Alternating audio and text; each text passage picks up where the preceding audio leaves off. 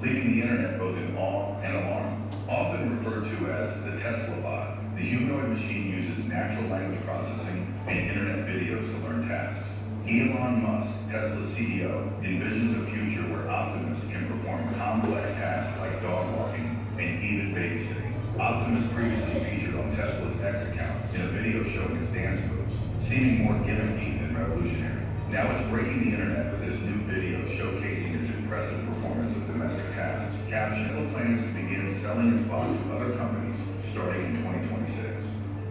It'll be do anything you want. So you can be a teacher, babysit your kids, you can walk your dog while you're alone, get groceries, just be your friend, serve drinks. Whatever you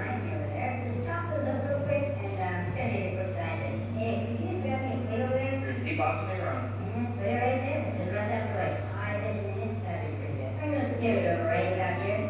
Oke, sudah kalian lihat? Sudah. Itu adalah robot. Ya, itu adalah robot. Coba kalian lihat, bisa apa dia? Ngapain dia tadi robotnya? Bisa masak. Nah, bisa masak. Apa lagi? Menyapu lagi? Nah, kalian mau punya robot seperti itu?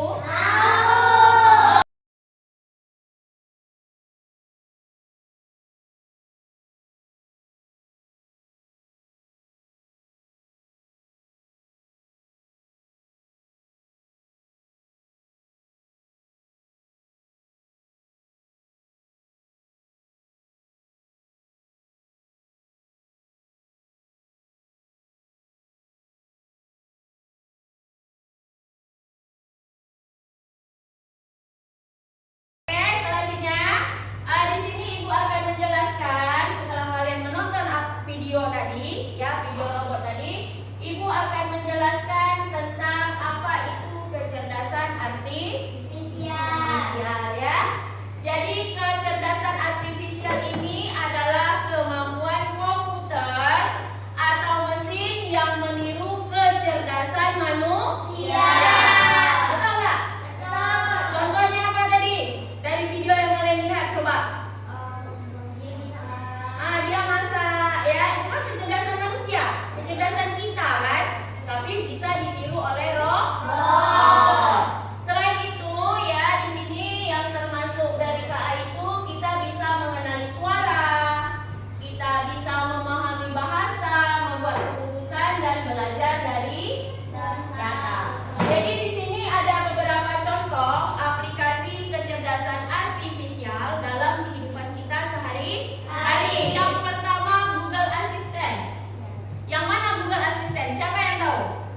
Ya. Yang kedua, rekomendasi YouTube atau Netflix. Ya, jadi apa yang mau kita nonton, apa yang mau kita lihat, kita tinggal ketik aja. Malas ketik, kita tinggal bicara. Ya, maka akan keluar apa yang kita inginkan. Selanjutnya kamera HP, ya. Kamera HP mendeteksi wajah. Jadi kalau kita fotonya senyum, maka hasilnya akan ada tak kalian foto senyum sekali keluar hasilnya lagi nangis? Tidak ada, ya. Itulah cara kamera HP, itu dia mendeteksi wajah. Yang terakhir yaitu Google Maps, ya. Selanjutnya, mengapa KA itu penting?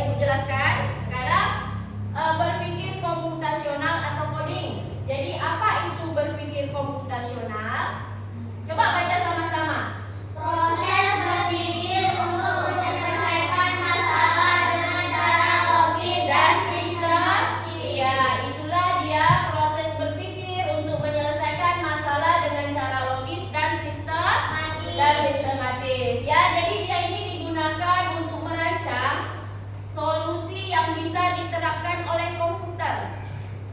Ya, solusi yang diterapkan oleh komputer. Jadi di sini memiliki 4 komponen berpikir secara komputasional. Yang pertama, decomposition, yaitu pemecahan masalah besar menjadi masalah kecil. Yang kedua, mencari pola yang berulang. Yang ketiga, fokus pada informasi penting. Dan yang terakhir, menyusun langkah-langkah solusi. Ya, langkah-langkah solusi.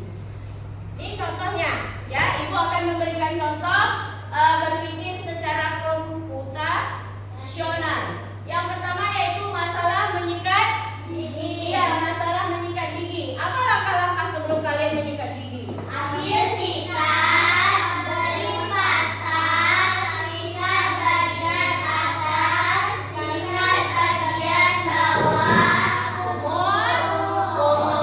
Ambil sikat, beri pasta, sikat bagian atas, sikat bagian bawah, lalu kumur.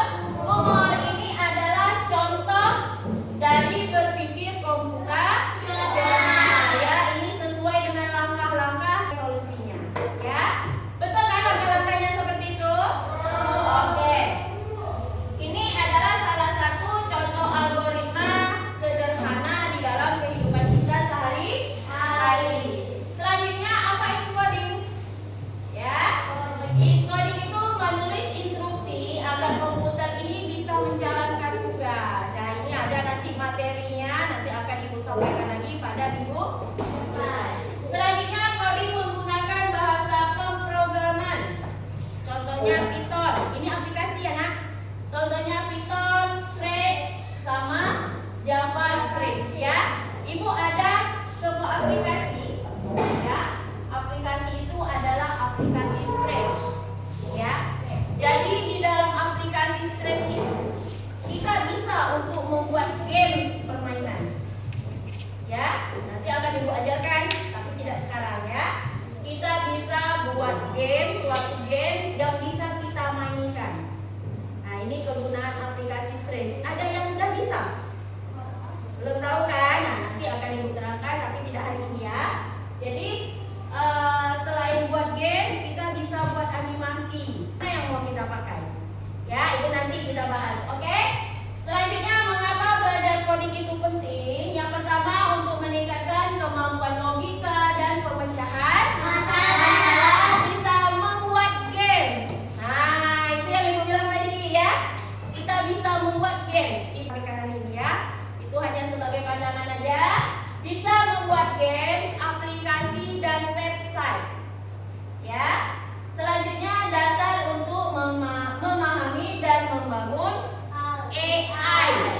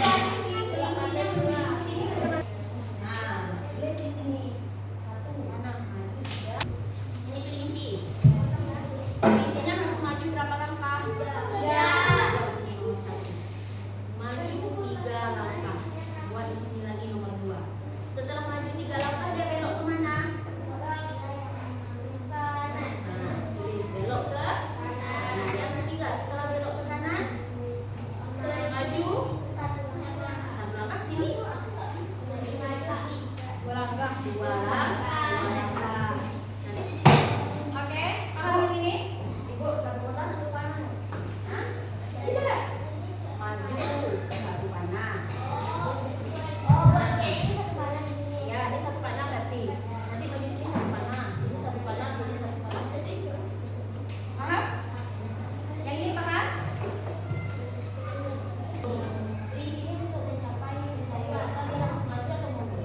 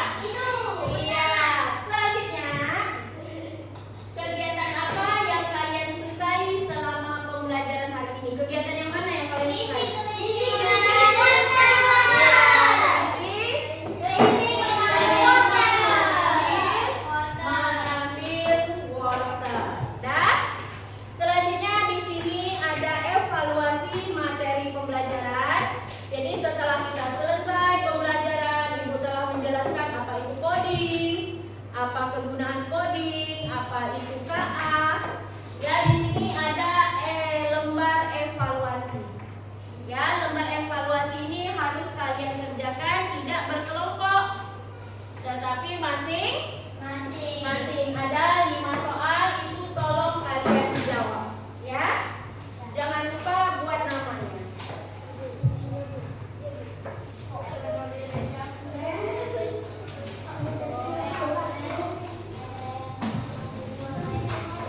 Jangan dulu. Bentar lagi saya video. Permisi kalau nggak boleh. Oke, tulis namanya.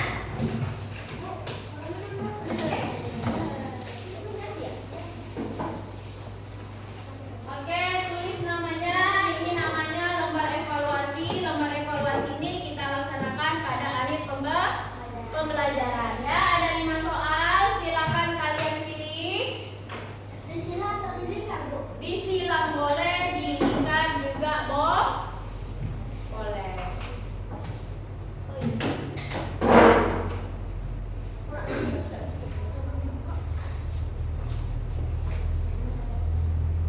Buat namanya. Ini nih. Waktunya hanya tak sampai 10 menit waktunya ya. Karena kita 9.15 sudah istirahat.